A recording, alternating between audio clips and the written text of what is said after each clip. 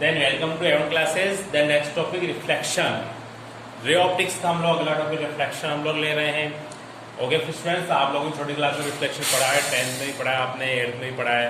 तो रिफ्लेक्शंस में आप लोग वैसे काफ़ी ज़्यादा इससे परिचित हैं। एक तरह से इंट्रोडक्शन मुझे देने की जरूरत नहीं है, पर फिर भी हम लोग चूंकि पढ़ रहे हैं थोड़ा सा मैं इंट्रोडक्शन आपको दे देता हूँ कि रिफ्लेक्शन और रिफ्लेक्शन में क्या होता है बस यहाँ पे।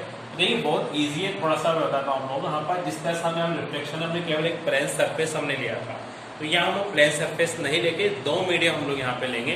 सपोज मैंने एक मीडियम मैंने यहाँ पे एयर ले लिया, दूसरा मीडियम मैंने वाटर ले लिया। तो दो मीडियम अगर हम लेते हैं तो वहाँ रे क्या होती है, रिफ्लेक्टेड नहीं होती है और रिफ्लेक्शन होता है बस यहाँ पे।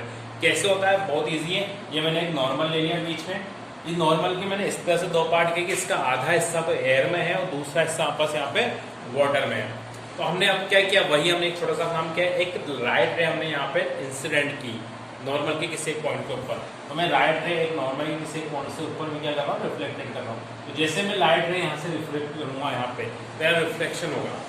रिफ्लेक्शन में क्या होगा, जैसे मैंने इस पॉइंट के ऊपर में रिफ्लेक्ट करूँगा तो यहाँ से हाफ रे में जो रे होगी, जैसे दूसरे मीडियम में जाएगी तो वो क्या हो जाएगी, नॉर्मल से अवे हो जाएगी। देन नॉर्मल से अवे क्यों हो रही है, तो डिपेंड कर रहा है मीडियम के ऊपर। सपोज मैंने यहाँ पे जो मीडियम लिया है वो एयर और वाटर लिया है। अगर मैं यहाँ पे मीडियम चेंज कर देता हूँ, मैं अगर इस रे को यहाँ से इंसिडेंट करूँ वाटर से लेकर, मैं अगर इसको एयर की रिफ्लेक्ट करूँ, मैं यहाँ पे इंसिडेंट करूँ तो ये क्या हो जाएगी, नॉर्मल की ओर आ जाएगी। तो एक तो रे नॉर्मल से दूर हो रही है, एक नॉर्मल की ओर आ रही है। ये चीज हमारे पास यहाँ पे मतलब एक तरह से रे इस तरह से हमारे पास यहाँ पे बन रही है। तो इसमें क्या चीज हो रही है, हो क्या रहा है वाकई में, रे क्यों डिफ्लेक्टेड हो रही है, इसकी जो डायरेक्शन है, इसकी जो वेलोसिटी है, इसका जो मूवमेंट है, ऐसा क्यों हो रहा है। इसका सबसे बड़ा मेन जो मोटिव है वो हमारे पास है मीडियम। हमारा जो मीडियम ट्रांसपेरेंट हो रहा है, मीडियम का ट्रांसपेरेशन हो रहा है हमारे पास यहाँ पे, मतलब एक पार्ट से मीडियम दूसरे पार्ट की ओर ट्रांसफर हो रही है। तो जैसे ही मीडियम, अब मीडियम के हम दो पार्ट यहाँ पे करते हैं, तो अब ये चीज यहाँ पर रिफ्लेक्शन कहलाती है। रिफ्लेक्शन के दो रूल होते हैं, अगर इंसिडेंट रे, रिफ्लेक्टेड रे और नॉर्मल तीनों एक ही पॉइंट के ऊपर इंसिडेंट हैं, तीनों एक ही पॉइंट के ऊपर मौजूद हैं होते हैं, तीनों एक ही पॉइंट के ऊपर मौजूद होते हैं, पहला रूल ये होता है। दूसरा जो ratio of sine of angle of incident होता है और sine of angle of reflection जो होता है वो कांस्टेंट होगा हमारे पास यहाँ पे। तो ratio of the sine of angle of incident and the sine of angle of reflection is constant. अगर दोनों इन दोनों रूलों को फॉलो करता है, लॉ ऑफ रिफ्लेक्शन को फॉलो करती है रिफ्लेक्शन रे। हाँ बस यहाँ पे दूसरी चीज, इसको हम लोग रिप्रेजेंट करते हैं sine I upon sine R से। साइन आई मैंने अभी बोला sine angle of the incident, sine R को मैंने अभी बोला एंगल ऑफ द रिफ्लेक्शन आपस यहाँ पे। तो दो चीज आपस यहाँ पे होती है फ्रेंड्स। तो आगे हम लोग यहाँ पे थोड़ा सा और इसको अच्छा से पढ़ते हैं हम लोग यहाँ पे, इसमें होता क्या है। ये तो मैंने एक छोटा सा बता दिया कि इस तरह से रिफ्लेक्शन होगा, इस तरह से रिफ्लेक्टेड होगी रे, लेकिन होगी कैसे ही, यहाँ पे हमारा पॉइंट ऑफ व्यू आता है कि रे रिफ्लेक्टेड कैसे होगी, कैसे हम मानेंगे कि नॉर्मल से आवे है, कैसे नॉर्मल की ओर है, ये चीज आपके पास यहाँ पे। तो इसके लिए मैं एक बेसिक आपको एग्जाम्पल बताता हूँ। हम लोग दो तरह के मीडियम यूज करते हैं इसके लिए, थोड़ा सा मीडियम हम लोग समझेंगे, उसका रिफ्लेक्शन आसानी से समझ पाएंगे। पहला मीडियम हम लोग यहाँ पे यूज करते हैं डेंसर मीडियम। पहला मीडियम हमारे पास होगा डेंसर मीडियम। इसी तरीके से दूसरा हम लोग यूज करते हैं रेयर मीडियम। दो टाइप्स के हमारे पास यहाँ पे मीडियम होते हैं। पहला हमारे पास यहाँ पे कौन सा होता है, डेंसर मीडियम होता है। दूसरा हमारे पास यहाँ पे रेयर मीडियम होता है।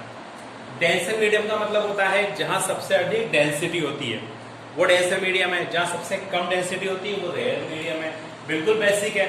अब एयर और वाटर में अगर हम लोगों को निकालना है, जैसे मैंने एक तरफ एयर ले लिया, दूसरी तरफ मैंने वाटर ले लिया, तो बिल्कुल क्लियर है कि वाटर की डेंसिटी ज्यादा होगी एयर की अपेक्षा।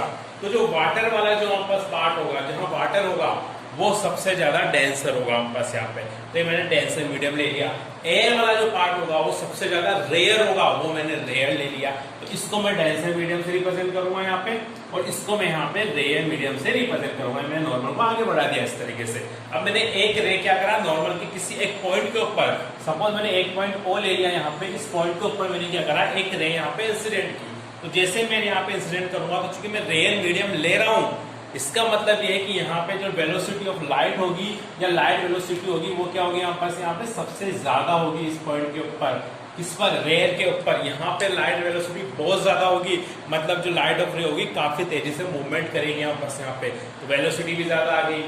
दूसरी चीज, नॉर्मल से बिल्कुल दूर हट के अपने अकॉर्डिंग मूवमेंट करेगी, नॉर्मल की अट्रैक्ट नहीं होगी। तीसरी, जैसे ये लाइट रे वाटर में जाएगी, मतलब जैसे ही लाइट रे अपना मीडियम चेंज करेगी, उसी समय ये क्या हो जाएगी, नॉर्मल से नॉर्मल की ओर हो जाएगी, या नॉर्मल की तो नॉर्मल की ओर हो जाएगी। तो जैसे नॉर्मल की ओर होगी यहाँ पास, यहाँ पे जो यहाँ पे क्या बनेगी, रिफ्लेक्शन एंगल आर यहाँ पे बनाएगी, यहाँ पास आई यहाँ पास यहाँ पे। तो जैसे ये नॉर्मल की ओर होगी तो इसका मतलब क्या हो गया, इसकी जो वेलोसिटी है वो कम हो जाएगी, ये नॉर्मल की ओर आ जाएगी यहाँ पास यहाँ पे। तो हम बिल्कुल क्लियर है, जब कोई भी लाइट डेंसर मीडियम में जाती है तो वह नॉर्मल की ओर आती है, टुवार्ड्स नॉर्मल हो जाती है यहाँ पास यहाँ पे। लेकिन अगर कोई भी रे डेंसर से रेयर मीडियम में जाती है तो वो नॉर्मल से अवे हो जाती है, नॉर्मल से दूर हो जाती है। क्यों? क्योंकि वहां पे रे की जो वेलोसिटी है, रे की जो पास यहाँ वेलोसिटी वो काफी तेजी से बढ़ जाती है, इंक्रीज होती है वहां पे। तो ये आपको समझ में आ गया होगा कि रिफ्लेक्शन क्या होता है। रिफ्लेक्शन बहुत इजी है, डिपेंड करता है मीडियम के ऊपर। इसलिए रिफ्लेक्शन हम लोग दो बेसिक चीज लेते हैं, रेयर से आप डेंसर में जा रहे हो, डेंसर से रेयर में जा रहे हो तो रिफ्लेक्शन चेंज होगा। लॉ ऑफ रिफ्लेक्शन की हम थोड़ा सा बात कर ले कि लॉ ऑफ रिफ्लेक्शन क्या होगा हमारे पास यहाँ पे। लॉ ऑफ रिफ्लेक्शन में पहला तो मैंने आपको बताया कि जो हमारे पास तीनों है हमारे पास यहाँ पे, मैं इंसिडेंट रे की यहाँ पे बात कर रहा हूँ, ये मैंने इंसिडेंट रे यहाँ पे ले ली, ये मैंने यहाँ पे नॉर्मल ले लिया है, मैंने यहाँ पे नॉर्मल ले लिया। इसके अलावा मैंने यहाँ पे एक तो मेरे यहाँ पे रिफ्लेक्टेड रे हमने यहाँ पे ले ली, ये मैंने रिफ्लेक्टेड ले ली। तीनों क्या होंगे, लाइट टू सेम प्लेन, ये तीनों के तीनों किसी एक प्लेन के ऊपर मौजूद रहेंगे। ये पहला लॉ ऑफ रिफ्लेक्शन का पहला पॉइंट होता है आपके पास यहाँ पे कि incident ray, normal, reflected ray, light to same plane के ऊपर मौजूद होते हैं। इसी तरीके से दूसरा पॉइंट हम लोग बात करें कि हम लोग बात करें द रेशो ऑफ, मैं यहाँ पे रेशो ले रहा हूं, the ratio of the sine, the ratio of sine angle of incident, और बात कर रहा हूं मैं यहाँ पे and the sine angle of reflected are constant. तो ये हमारे पास क्या होते हैं, कांस्टेंट होते हैं। तो मैं यहाँ पे साइन आई और साइन आर की यहाँ पे बात कर रहा हूँ, तो मैं यहाँ पे ले रहा हूँ साइन आई मैंने यहाँ पे ले लिया, ये मैंने यहाँ पे साइन आर ले लिया, दोनों के रेशो कांस्टेंट रहेंगे। तो कांस्टेंट मैं यहाँ पे लेता हूँ, मैंने कांस्टेंट ले लिया। यहाँ कांस्टेंट के लिए n21 हमारे पास यहाँ पे आता है। देन इंपोर्टेंट चीज है n21, इसको एक और नाम हम म्यू से भी रिप्रेजेंट कर सकते हैं, μ12 या μ21, इस तरह से अलग अलग हम लोग यहाँ पे रिप्रेजेंट करेंगे। होता क्या ये n21 और म्यू क्या होता है बस यहाँ पे। तो देखिए स्टूडेंट्स, यहाँ पे म्यू और n का मतलब बिल्कुल फिक्स है, क्योंकि हम रिफ्लेक्शन पढ़ रहे हैं, सॉरी रिफ्रैक्शन पढ़ रहे हैं हम लोग यहाँ पे, तो इनका एक फिक्स नाम होगा रिफ्रैक्टिव इंडेक्स। इससे हम लोग यहाँ पे रिफ्रैक्टिव इंडेक्स ऑफ लाइट कहेंगे हम लोग यहाँ पे। रिफ्रैक्टिव इंडेक्स ऑफ लाइट को रिप्रेजेंट करता है पास यहाँ पे सेकंड मीडियम का रिफ्रैक्टिव इंडेक्स है। अगर n21 आता है तो जो आगे लिख रहा है पास यहाँ पे, ये मैंने n21 ले लिया, आगे 2 लिखा हुआ है, तो सेकंड मीडियम का रिफ्रैक्टिव इंडेक्स होगा हमारे पास ये। तो 1 के रेस्पेक्ट में सेकंड का जो रिफ्रैक्टिव इंडेक्स होता है वो n21 होगा हमारे पास यहाँ पे, ये रिफ्रैक्टिव इंडेक्स होता है। तो इससे हम लोग एक वर्ड यहाँ पे नाम देंगे, देन ये हमारे पास यहाँ पे रिफ्रैक्टिव इंडेक्स हमारे पास यहाँ पे होगा, ये रिफ्रैक्टिव इंडेक्स को रिप्रेजेंट कर रहा है। रिफ्रैक्टिव इंडेक्स आप लोगों को आ गया होगा समझ में कि रिफ्रैक्टिव इंडेक्स होता है क्या है। एक तरीके से रिफ्लेक्शन को शो करता है वापस यहाँ पे, लॉ ऑफ रिफ्लेक्शन को फॉलो करता है। ये जो पूरी प्रोसेस है, चूंकि एक स्नेल ने दी थी, इसलिए इसे हम लोग यहाँ पे स्नेल लॉ से भी रिप्रेजेंट करते हैं।